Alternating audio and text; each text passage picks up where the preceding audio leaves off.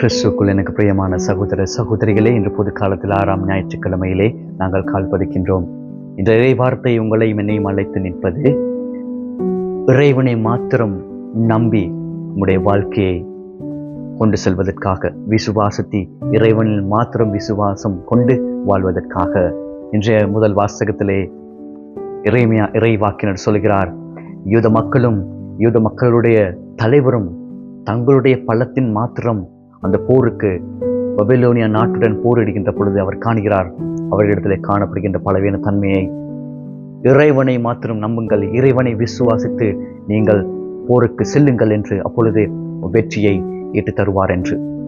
அன்பார்ந்தவர்களே, இன்றைய 2ஆம் வாசகம் கொரிந்தியருக்கு எழுதிய திருமுகத்தில் எடுக்கப்பட்ட வாசகத்திலே புனித பவுலடியார் சொல்கிறார், கொரிந்து மக்கள் இடம் காணப்படுகின்ற ஒரு பலவீன தன்மம் என்னவென்றால், இறைவனுடைய உயிர்ப்பினை அவர்களுக்கு ஏற்றுக்கொள்ள கூடிய தன்மை காணப்படவில்லை என்றார். அவர்கள் மெய்யில் மாத்திரம், கலாச்சாரங்களை மாத்திரமே முன்னுரிமை கொடுத்து வாழ்ந்து கொண்டிருந்த சந்தர்ப்பத்திலே சொல்லுகிறார் புனித பவுலடியார், நீ இறைவனின் விசுவாசம் கொள்ளாமல் இதனை பற்றி உங்களிடம் காணப்படுகின்ற அறிவு தேவையற்ற அறிவு என்று.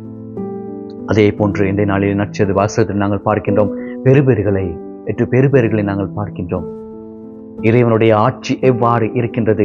இறைவனுடைய ஆட்சியை பெற்றுக்கொள்ள வேண்டுமானால் எங்களிடத்தில் காணப்படக்கூடிய அல்லது காணப்பட வேண்டிய தகுதி முறைகள் அல்லது எவ்வாறான விசுவாசம் காணப்பட வேண்டும் என்பதனை, அன்பார்ந்தவர்களே, நீங்களும் நானும் இந்த உலகத்தில் வாழ்கின்ற பொழுது மனிதர்களை நாங்கள் விசுவாசித்து மனிதர்கள் சொல்வதனை கேட்டு வாழ்கின்றோம். ஆனால் நாங்கள் செல்லும் பாதை பிழையான பாதையிலே செல்வோம்.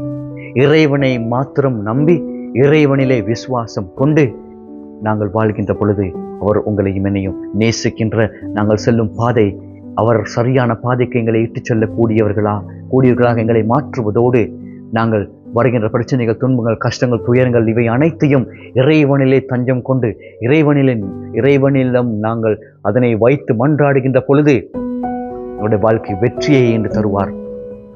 ஒரு நாளும் தோல்வியை அவர் எங்களுக்கு தரமாட்டார். வெற்றியை மாத்திரம் எங்களுடைய வாழ்க்கையில தந்து கொண்டிருப்பார். கஷ்டங்கள் வரும், துன்பங்கள் வரும், வேதனைகள் வரும். இருப்பினும் எங்களுடைய வாழ்க்கை பாதையை நாங்கள் திரும்பி பார்க்கின்ற பொழுது அவர் எங்களை முழுமையாக தொட்ட ஆசீர்வதித்த இயேசுவாக, கடவுளாக இருப்பார். ஆனால் நாங்கள் மனிதரிடம் விசுவாசம் கொண்டு வாழ்கின்ற பொழுது சந்தோஷத்தை தரலாம் எங்களுக்கு. ஒரு நாள், 2 நாள், 1 மாதம், 2 மாதம், ஆனால் அது இறுதி வரை என்னுடைய வாழ்க்கைக்கு உறுதுணையாக இருக்காது. ஆனால் இறைவனுடைய வார்த்தை, இறைவனுடைய விசுவாசம் எங்களோட இருக்கின்ற பொழுது, நாங்கள் இறைவனிடம் விசுவாசம் கொண்டு வாழ்கின்ற பொழுது என்னுடைய வாழ்க்கையிலே ஒவ்வொரு நாளும் எங்களுடைய வாழ்க்கை ஆசீர்வதிக்கப்பட்ட வாழ்க்கையாக மாறும். இந்த வரப்பிரசாதங்களை வேண்டி இந்த நாளை நாங்கள் மன்றாடுவோம்.